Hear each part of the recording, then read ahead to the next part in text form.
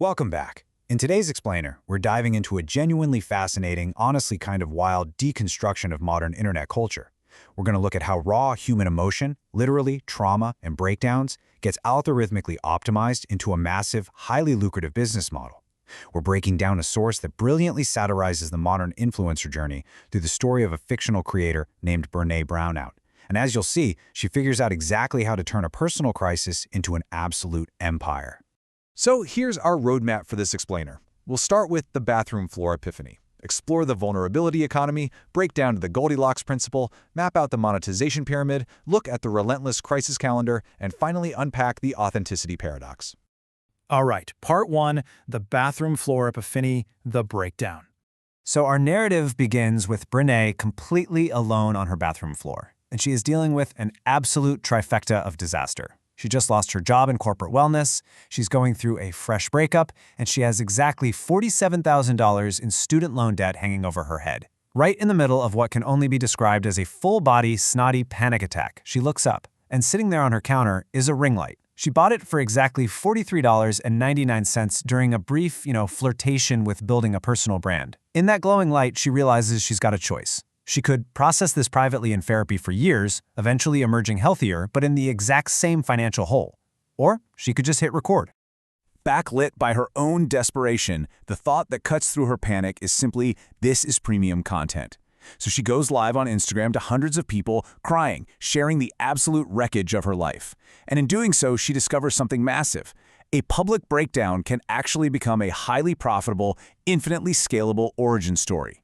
Which brings us to Section 2, the vulnerability economy, monetizing pain.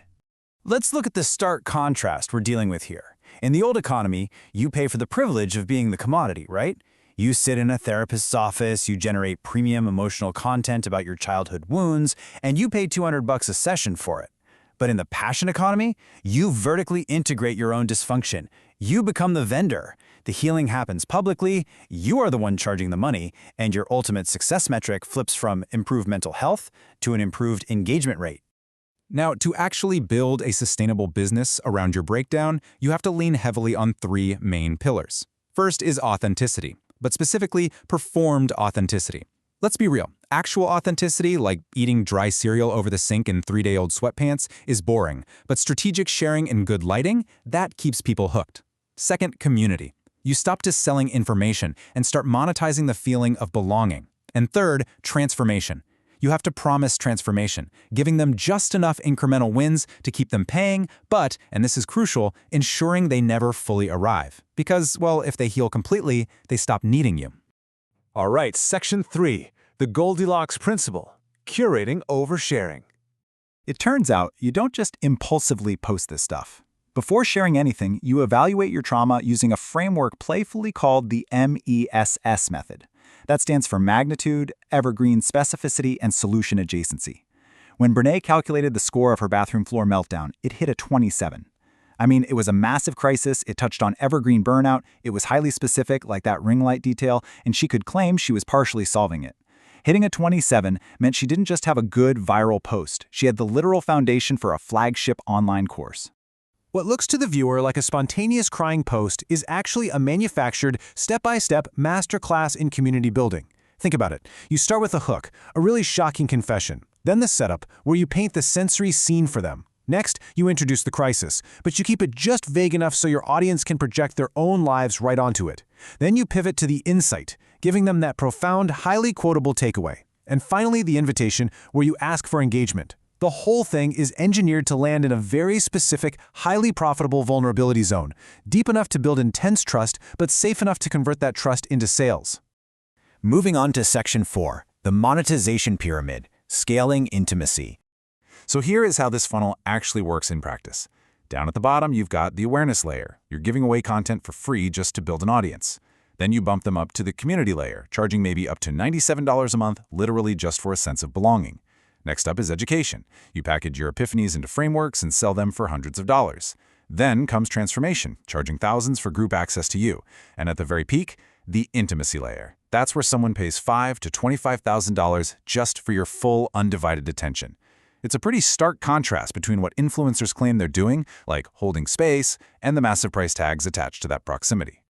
And the result of all this? By simply repackaging her therapy insights into online modules and some group mastermind calls, Brené generated exactly $67,814 in revenue in her first 8 weeks. I mean, she made more money crying on the internet than she did in an entire year at her corporate job. Which brings us to Section 5, the crisis calendar, strategic suffering.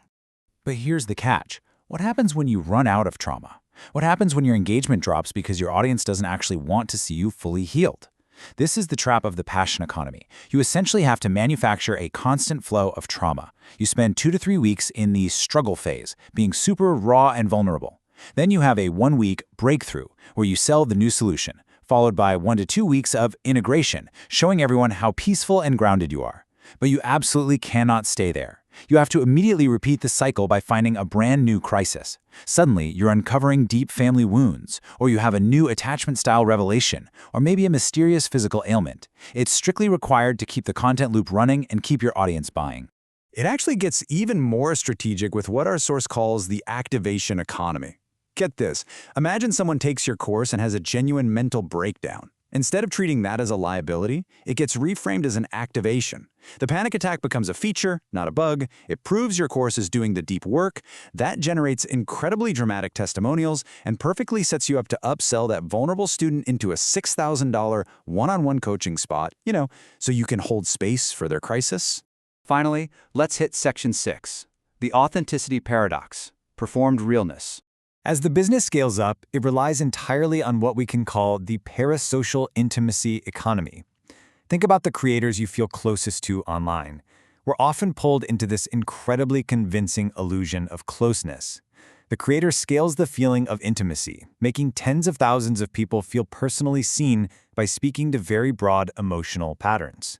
But here is the massive paradox. As the business grows, the creator themselves becomes increasingly removed from the very community they built. To avoid total burnout from being a full-time performer of her own trauma, our protagonist has to start delegating her very identity. She becomes what's called a Ship of Theseus brand. She hires Maya, an assistant, to respond to her personal DMs with perfectly on-brand heart emojis. She hires Tessa, a ghostwriter, to craft her deeply vulnerable, emotionally resonant weekly newsletters.